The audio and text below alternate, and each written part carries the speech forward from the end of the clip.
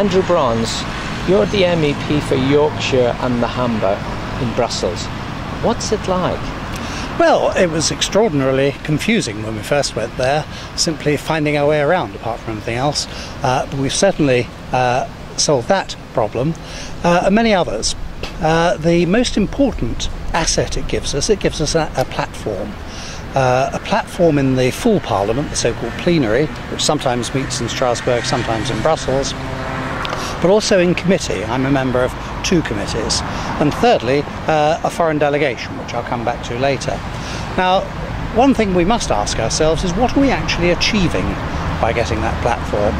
Well, I think we're doing 3 things. One is we are influencing, to a small degree, some of our fellow MEPs.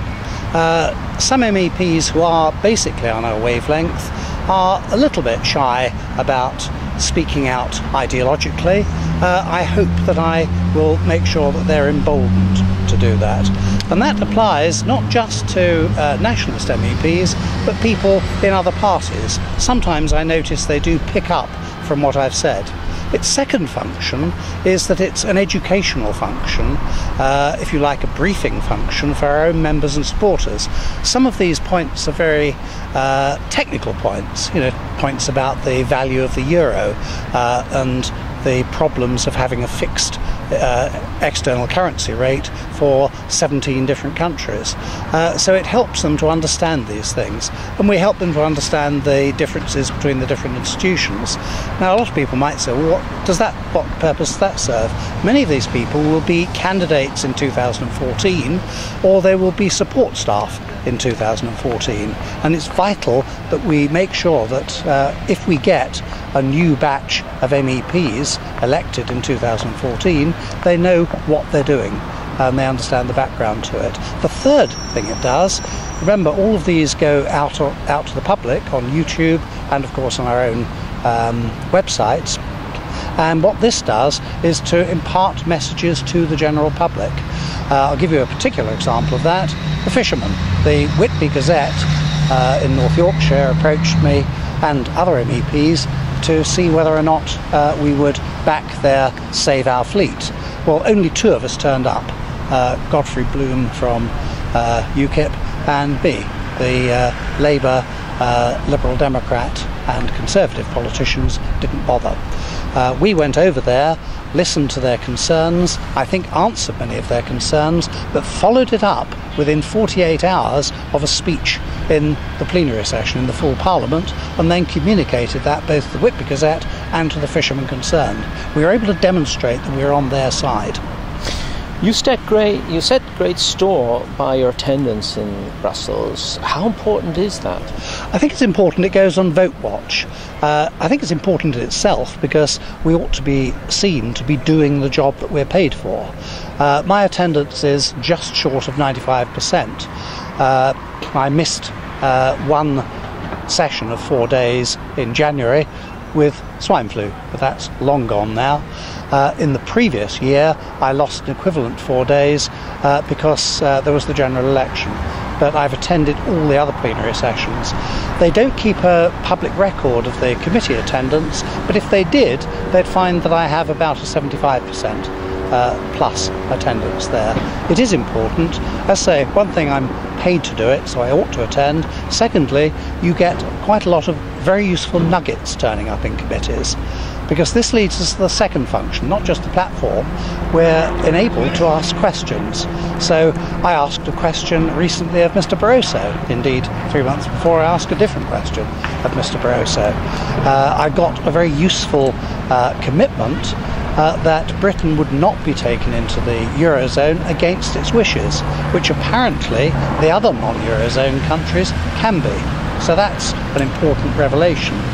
In a committee recently, there was reference made to the opt-outs from the Charter of Fundamental Rights. Well, one of the expert members of that committee said that we weren't given opt-outs. All of this is a myth created by the British government. We've now understood, we've ascertained the exact constitutional position, and we intend to follow this up. These could be major scoops. proving that both the previous British government and the present British government have told lies about those opt-outs. You made a recent trip to Croatia. Can you explain a bit more about that? Yes, I think a lot of people... I'm on the EU-Croatia delegation. Most MEPs are actually a member of 2 delegations, but I'm only a member of 1. Croatia is a candidate member. That means that it expects to be the 28th member of the European Union. And they have a nice little cosy relationship within this committee, all of them patting each other on the back and saying how good it'll be when Croatia joins. I go along and advise Croatia not to join. In fact, one of the Croatian MEPs, or rather MPs, was quite astounded, and she summed it up something like this: we've spent 5 years being told we're not good enough to join the EU, and then this chap comes along and tells us the EU is not good enough for us to join. And as a result of that, I've given interviews to Croatian television and the newspapers. I am the main focal point for anti-EU feeling in Croatia, which is quite astounding. Now, your trips to and from Brussels and your obvious associated impact with your personal life, what's it actually like inside the actual Parliament building in Strasbourg, and of course in the building in Brussels, the Parliament, the MEPs? How do they treat us? The MEPs from other countries treat us in a business-like manner, as I treat them in a business-like manner. The staff in the Parliament are much more professional than I expected. I expected to detect a certain amount of antipathy. There isn't. We're always met with complete professionalism by them. I'm not naive. I realise that they will, at appropriate points, be subject to various pressures, but and in committees we're always treated with proper respect. We're given opportunities to speak, and I have a good speaking record in the Parliament itself. I think my total has got to about 114 or 120 speeches in the plenary, and countless ones in each of the committees. Are we taken seriously in Brussels? I think so. I attend regularly, and each of the committees has about 50 members. There are some people who aren't seen from 1 week, 1 month to the next. I'm a regular attender, and therefore I'm referred to in the debates. When I make a point, people come back and react to those points. They know that even though they don't like the position that I take, I always express myself courteously, and they realise that I'm a force to be contended with. Many party members would see us as part of a wider pan-nationalist grouping in Europe. Are we? Well, we're a member of a formal alliance comprising a small number of nationalist parties, but there are other nationalist parties that are not part of that alliance, but we nevertheless have good informal relations with them. So, if you like, it's a little bit like the Eurozone and the non-Eurozone within the EU.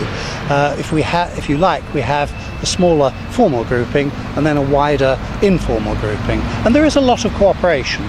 We advise each other. If a party has an election coming up, we'll sometimes give up time to each other so that during that crucial election period they can be seen to be getting more publicity.